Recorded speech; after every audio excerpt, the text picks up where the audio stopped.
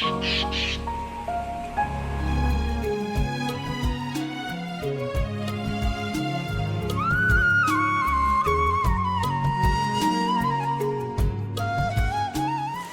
привет, друзья! Вы на канале «Замуж в Индию». Сейчас мы с Парамом идем к Нихе поздравлять ее с днем рождения. У нее день рождения уже прошел, был позавчера. Она его не отмечала, но подарок мы все равно зайдем ей и вручим. Вот эту вот чашечку. Вот, dear friend, дорогой подруге. Я купила ее раньше, и сейчас мы еще с Парамом что-то еще добавим к этой чашке. Шумят здесь, видите, забор строят. Обратите внимание, скоро здесь будет ограждение. После этого постояльцы будут себя, конечно же, здесь чувствовать более уютно, что ли, более защищенными. Забор нужен в любом случае. Конечно, сейчас вид у него не ахти, но его покрасят, сделают небольшой дизайн. Здесь тоже, я думаю, что-то будет красивенько. Синие рубашки – это владелец, это все делается за его счет. Вы часто спрашиваете в комментариях. А мы покупали только, как говорится, расходный материал. Там разные ведра, мусорные ведра, в душевую, посуду, комплекты постельного белья, и все такое. Все, мы подошли уже к магазину. Это вообще аптека, но здесь много чего такого продается, что можно выбрать в качестве подарка. Дезодоранты. Сейчас надо будет понюхать. Парам так читает, как будто бы он очень хорошо разбирается. На самом деле нет. Я думаю, в женских точно он не особо разбирается. You must smell, Парам. Что ты читаешь? Надо все перенюхать и выбрать самый приятный запах. Chota, small one, not big one. No, I'm sorry. This one. А Артур себе тоже, походу, решил выбрать шоколадку. Артура мы сейчас отправим на занятия, а сами пойдем к Нихе. Ты ж пойдешь сейчас заниматься, а мы пойдем к Нихе. Это мы уже в другом магазине. Здесь нам упакуют подарок. А напротив этого магазина Бавин работает. То есть он периодически там возле бассейна, а сегодня здесь он работает. Я говорю, пойдем с нами. Он говорит, нет, не могу оставить магазин, не на кого. Работа means work, na? It's not work, it's one shop, this is. В предыдущей серии мы ездили к Бавину в бассейн. Ниха, кстати, тоже очень хотела, мы давно планировали эту поездку. Вот когда мы уже решили, когда договорились, она говорит, нет, я не поеду. Сослалась на плохое здоровье, хотя мы ее встретили тогда на рынке. Я увидела, что, в принципе, она в отличном состоянии. Скорее всего, друзья, ее не пустили. Не пустили даже не муж, а мне кажется, что свекровь со свекром. Они живут все вместе. И родители мужа, брат мужа с женой и ребенком, все в одном доме. И, в общем, родители мужа ее очень так хорошо контролируют. Мои дорогие зрители, на своих экранах вы всегда видите меня улыбчивую, веселую, заряженную позитивом. Но одному только Богу известно, сколько я слез пролила, прежде чем адаптировалась здесь, вдали от родины. Ведь эмиграция – это огромный стресс, это постоянная борьба. И несмотря на то, что я приехала сюда к своему мужу, который всегда и во всем поддерживал меня вместе с нашим ребенком. А вот моя знакомая Мадина уехала из родного Киргизстана в Норвегию одна, с 2-летним сыном на руках, да еще и беременной дочерью. Так случилось, что с отцом своих детей ей пришлось развестись, и теперь она пробивается в жизни сама. Конечно же, тяжело, очень тяжело было молодой, хрупкой девушке, да еще и в чужой стране. Но Мадина не сломалась. И сейчас, спустя 12 лет, она вместе со своими детьми, уже подростками, живут в столице Норвегии. У Мадины есть свой YouTube-канал. Мне очень интересно следить за судьбой этой семьи. Мне нравится путешествовать, прогуливаться по улицам скандинавской столицы, любоваться архитектурой. Также Мадина очень хорошо готовит и на своем канале делится вкусными рецептами. Много рассказывает о себе. Так что, друзья, я вам рекомендую, подписывайтесь на канал Мадины, Мадинас Влог. Давайте поддержим эту смелую и сильную женщину. Ссылочка, как всегда, в описании, а также я закреплю в первом комментарии под этим видео. Всем привет! Добро пожаловать на мой канал. Меня зовут Мадина, я живу в Норвегии, в городе Осло. У меня 2 детей. Наш канал о нашей жизни, о наших буднях. У меня дети-подростки 14 и 11,5 лет. Вот они тоже будут мелькать на моем канале. Мы будем рассказывать о наших повседневных буднях, о том, куда мы ходим, что мы готовим. Ну и такие вот всякие домашние уютные влоги. Я буду готовить рыбу. У нас в магазине была скидка 30% на вот такую вот рыбу. По-норвежски она называется фьель-өрет, но в переводе на русский язык, наверное, это будет как лесная рыба. Но мне кажется, это форель. Нам приятного аппетита и всем, кто кушает тоже. Сама Ниха очень любит такие мероприятия, она вообще городская. Я когда-то рассказывала, может, новичкам напоминаю, что она до замужества жила в Мумбаи, в большом городе, причем в классном районе. Сейчас наведется фокус. В классном районе она жила, вокруг нее парки, музеи, выставки, вот это вот все она посещала и работала она. То есть у нее совершенно другая была жизнь. А сейчас в основном только дом, уборка, приготовление пищи и мытье посуды. И все это у нее уже стоит вот здесь. Ну, я это точно знаю, потому что как бы со мной она делится. Все, Артура мы отправили, идем к Нихе. Артур вот здесь у нас занимается с учительницей. Окей, let's go. Yeah. Ну давай спрячем, а то еще сейчас обезьяны решат, что это подарок для них. Put in this bag. Ну и чтобы Ниха раньше времени не обрадовалась. Потому что, Апарам еще может стесняться, что он идет. О, а у кого бёзды, прохожие мимо. Видят, что идем с подарком. И всем интересно, куда же это мы идем с подарком. Городок, деревушечка маленькая, все такие вот новости. Людям интересно. Ой-ой-ой.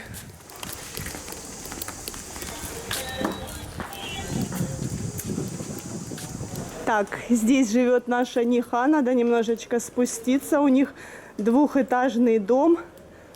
Я же говорила вам, много людей. У них живет в доме.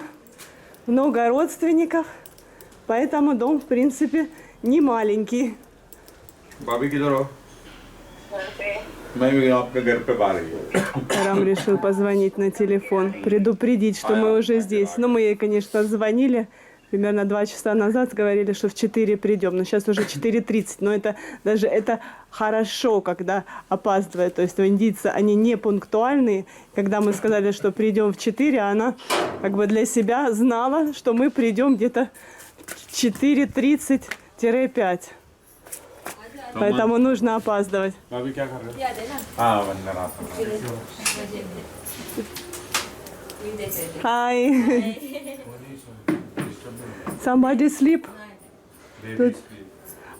девочка спит, племянница. Сейчас будем тогда тихонько. Я немножечко вам поснимаю. Вы видите, у Нихи висит Чатрапати Шиваджи, это национальный герой. Рядом Ганеша. Ганешу, я думаю, что вы все знаете. Это у них типа как гостиная. И там who is there, many, там relatives, да? Вот видите, там дальше в углу портреты родственников. И это алтарь. Там они проводят пуджу, молятся. У нас сейчас алтаря нет, поэтому я вам уже говорила, что Парам иногда ходит в Мадумалте молиться. Здесь лежанка. Здесь можно посидеть гостям. Сейчас нам Ниха приготовит кофе. Мы здесь будем сидеть, болтать и пить кофе. And Ниха, gift for you. Open. Thank you. No, you can check. Video आया उसका? नहीं मेरे इंस्टाग्राम में. हाँ. Thank you. You smell. वो कभी नहीं पिएगी इतना चाय. क्या है? पीती आप इतना चाय. नहीं एक्चुअली मैं सैंडविच करती हूँ. हाँ क्या?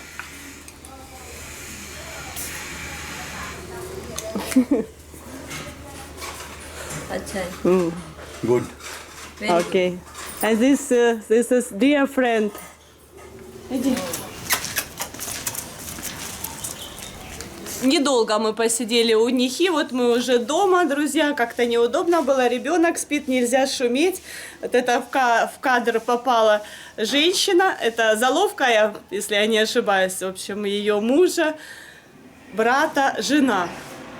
Так вот, она живет вместе с ними, у нее маленькая дочка, и как Ниха говорит, что, мол, она практически ничего по дому не делает, только занимается своей малышкой, и все лежит на бедных плечах Нихи. И готовка, и уборка, все в основном делает Ниха. Но это она так нам рассказывает, мне, там, Параму. Возможно, что и Заловка, в свою очередь, тоже там своим подругам что-то про нее рассказывает. Ну, я думаю, просто это, знаете, как-то...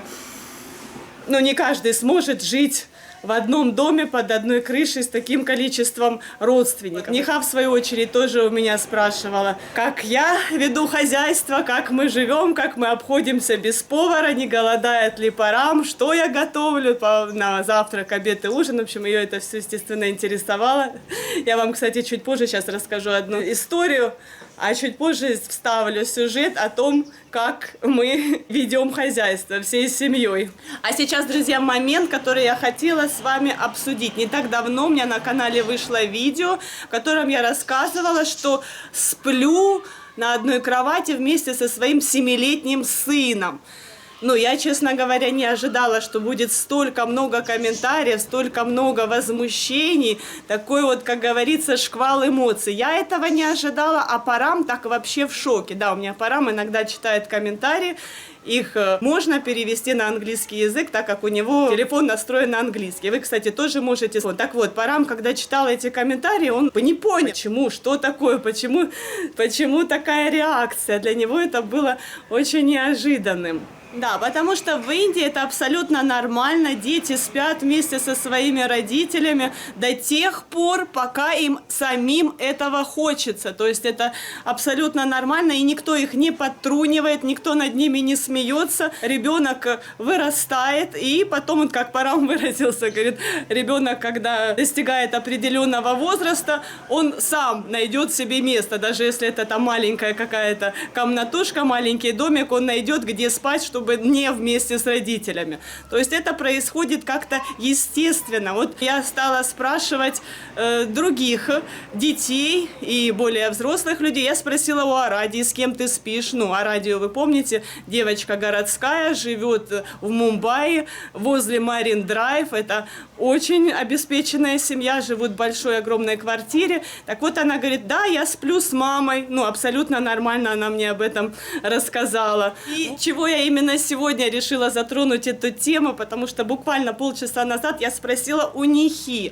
У Нихи взрослый сын, который живет сейчас отдельно в Мумбаи у родственников, потому что он студент. Вот иногда он приезжает на выходные, на каникулы. Я говорю, Ниха, а до скольки лет твой сын спал вместе с тобой? Ну, я так сразу, и вообще, спал ли с тобой? Она мне говорит, Наташа, так он до сих пор, когда он приезжает сюда, в Матаран, он ложится спать вместе со мной. Причем она мне об этом рассказала с такой, знаете, как с теплотой, можно даже сказать, с гордостью. То есть ей приятно, что взрослый парень, у которого там уже девчонки, до сих пор, ну, как говорится, не чурается, не стыдится своей мамы, и ему приятно с ней, ну, отдавать какую-то свою теплоту и ласку своей маме. То есть здесь, в Индии, ну, вот так вот, совсем по-другому.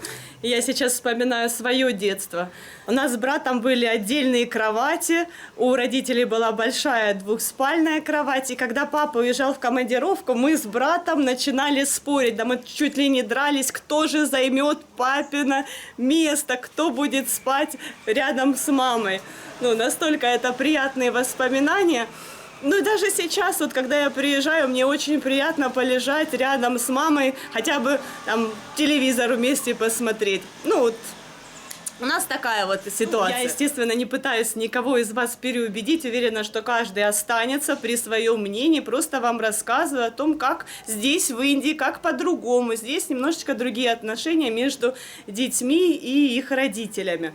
Вот, друзья, да, еще такой момент. Мы с Нихой договорились. На следующей неделе будет у нас культурное мероприятие. Мы пойдем в музей. Да, у нас в Матаране есть музей. Ее точно туда отпустят, потому что там работает ее тесть, но это вы увидите чуть позже. А сейчас посмотрите сюжет о том, как же мы обходимся без повара. Кто у нас на замене. Всем привет! Сегодня я буду делать чапати. Папа очень любит, и я решил сделать. Попробовать, по крайней мере. Я много раз ходил на кухню, делал с Мауши, и с Асидом, и с Хусеном, и с Насимом. Да, в общем, у тебя есть отличный опыт. И с Мауши. А вот у меня такого опыта нет. Ладно. Поэтому решили, что... Ладно, хватит разговорить. Приступаем.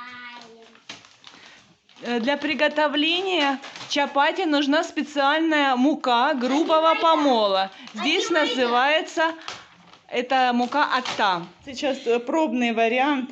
Клиенты не заказывали, фактически только для папы. Ты уверен, что ты справишься? Конечно. Ты знаешь, сколько нужно воды, чтобы действительно тесто получилось тестом, а не размазнёй? Если не получится, даже если не получится, посмотрим на папину реакцию. Смешную. А вдруг он рассердится? Прячусь. Придется прятаться, да, если папа рассердится. Парам специально все купил в Димарте, все необходимое для приготовления чапати. У меня тогда челюсть чуть не отвисла. Я, честно говоря, просто еще не делала никогда. Индийцы любят на ужин и на обед чапати обязательно. То есть хлеб здесь практически никто не ест. Мы даже когда на отдыхе с Парамом, он говорит, я считаю себя голодным, если я не поем рис и чапати. Что бы он ни ел, там рыбу, кальмаров, какую-то вкуснятину, нет. Он все равно не удовлетворен без чапати. Ну еще, наверное, водички чуть-чуть. Нет? Ну давай тогда замешивай. У нас сегодня суббота, выходной. Муки! Ассистент муки. Да, точно. Ассистент муки. Муки. Иду. Добавил муки. Чтобы тесто к рукам не прилипало. А когда добавлять масло? Когда тесто будет готово. Еще рано? Конечно. И соль еще вроде как добавляют, Артур. Да, я знаю. По-моему, пора. Вообще, я бы соль добавила еще, когда мука без воды была. Сейчас попробую ее вместить равномерно. Ассистент, ложечку соли. Я чувствую, что придется видео снимать про прятки. Еще чуть-чуть. Прятки в заброшке. Еще чуть-чуть. Будешь прятаться от разъяренного папы, когда ему попадется кусок соленый. Еще ложечку. Вот, а я креветки размораживаю на обед. Мы уже позавтракали. Это мы к обеду готовим. Чапати, креветки. Что еще? Рис. Не хотелось бы, чтобы такая рука прилетела сюда. Тесто постояло у нас примерно минут 15. И смотрите, что будет дальше. Вот видите, специальная подставочка. Сейчас Артур будет раскатывать там лепешки. Абсолютно сам все. Я стою молча. В смысле, не подсказываю. Молча я не стою, я не умею молча. Но по теме этих чапати я молчу. Все сам, видите, насыпал муки дополнительно. Это так надо, так делали все, да? Конечно. Конечно, говорит. Объясни зрителям, в чем у тебя руки, а то скажут, что ребенок с грязными руками хватается за еду. Артур? Муки. Нет, вон... Вот это? Да. Мэнди. Краска такая. Типа хны. Артур себе рисунки делал. Написал на руке Наташа, мое имя, как у папы. И еще попросил, я ему нарисовала пиратский череп. Мало ли кто-то захочет подраться со мной. И что? Видит и убежит. Папа сейчас занят с клиентами. Они как раз сейчас чекаут, у нас около 10 часов. Вот будет хорошо, если ему понравится, да? Угу. Буду каждый день такие делать. Ой, сынок, когда ж ты будешь делать? Ты ж в школу ходишь, на дополнительные занятия ходишь. Надо же еще иногда и поиграть. Ой, да брось. Я сейчас буду смотрю внимательно, видео еще и снимаю, и буду делать, пока ты будешь в школе, я буду готовить. Хорошо? А ты иногда, только на выходных.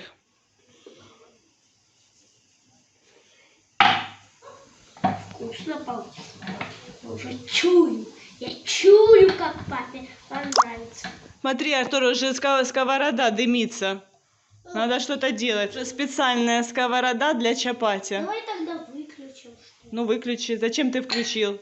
Заранее, говорит, надо включить, чтобы она хорошо разогрелась. Видите, по форме не идеальные получились у Артура чапати, но я думаю, на вкус это абсолютно не влияет. Согласен со мной? Ну да, конечно же. А что ты думала? Следи, Артур, может, ее уже пора переворачивать. Там возьми. Да, возьми лопатку. Вон висит лопатка, где ножницы. Да, еще такой важный момент, друзья. Чапати индийцы любят свежими. То есть, если на обед приготовила много чапати, они остались, их отдают собакам или каким-то другим животным. А на ужин уже готовят свежие. И так, кстати, не только чапати, вообще в принципе. Вот я сейчас размораживаю холодильник и достала оттуда из готового, только вон в сковороде там чуть-чуть риса у меня осталось со вчерашнего вечера. А так вот нет у нас такого. У нас здесь в Индии нет такого, чтобы стояла огромная кастрюля с борщом, котлеты и так далее. Максимум на утро что-то остается. И то съедается не с очень большим удовольствием. Это уже, знаете, я уже так немножечко все-таки приучаю Парама. Давай, снимай пробу. 7 years old boy. Prepare himself all. Так, а сейчас, друзья, пришел профессионал и будет делать чапати сам. Те, что приготовил Артур, в принципе, неплохие были, но своеобразные. И, в принципе, в основном все съел сам Артур. Так, ну давайте посмотрим, как будет готовить Парам из того, что осталось тесто. Четенько, профессионально. Артур, и ты смотри. Кругленький получается. Нам еще учиться и учиться, Артур. Хорошо, что есть у кого. Боже мой, посмотрите, кто здесь. Вы облюбовали эту веревку. Я когда стираю, ребята, вы спрашиваете, есть ли у нас прищепки в Индии? Да, все есть. И прищепки, и тремпеля, ну, плечики. Все есть, ребята. Ой, боже мой, отворачиваю камеру. Но сейчас, благодаря тому, что солнце, белье сохнет очень быстро. И я стираю утром, буквально час, и все высыхает. И я слежу за тем, чтобы обезьяны не прыгали по веревке. Идеальная чапати от моего мужа.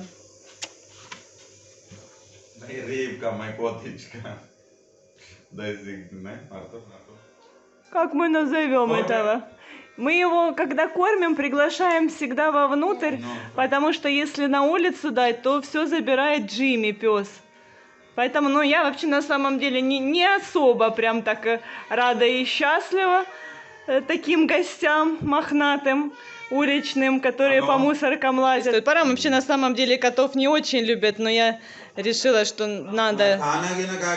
Ой, боже, как он кричит. Надо, чтобы Парам тоже полюбил котов, потому что в будущем, когда у нас будет своя квартира, я обязательно заведу домашнего, чистенького, которого будем купать, который будет к нам в постель ложиться, да, Артур? Пушистого, толстого. Нет такого друга. А этот, видите, такой интеллигентный, воспитанный, не заходит в дом.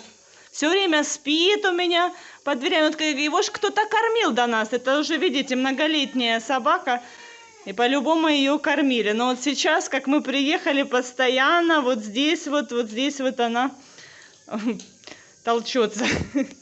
И спит у нас ночью. Да? Да, мой зайчик, да, мой Джимми.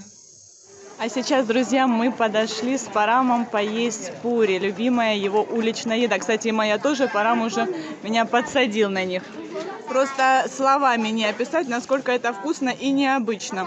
Такая вот ракушка, внутри которой наливается соус. Сложно описать вкус этого соуса. Он и острый, и кислый, и сладкий, обжигающий рот. Ну и вообще просто вот прикольно, как она раскалывается во рту. Это ракушка, растекается соус. Очень вкусно. Возле продавца пурик обычно целая толпа людей. И он по очереди им, нам в том числе, раздает эти пури. А в порции 6 штучек. Но чаще всего народ обманывает продавца. Есть даже в Индии такие вот шутки, что, мол, спрашивают, ты никогда не врешь, ты честный человек? Ну, там человек отвечает, да, я честный. Что, ты ни разу не обманывал продавца пани-пури? Что ты никогда не ел лишнего? Ну, что, мол, это нереально такое. Обязательно все обманывают. То есть съедают уже 6 штучек и говорят, что еще. Потому что он не может сосчитать. Ну и продавцы пури как бы это учитывают, видимо, в стоимость уже входят эти экстра штучки. Подписывайтесь на наш канал, впереди вас ждет еще много всего интересного.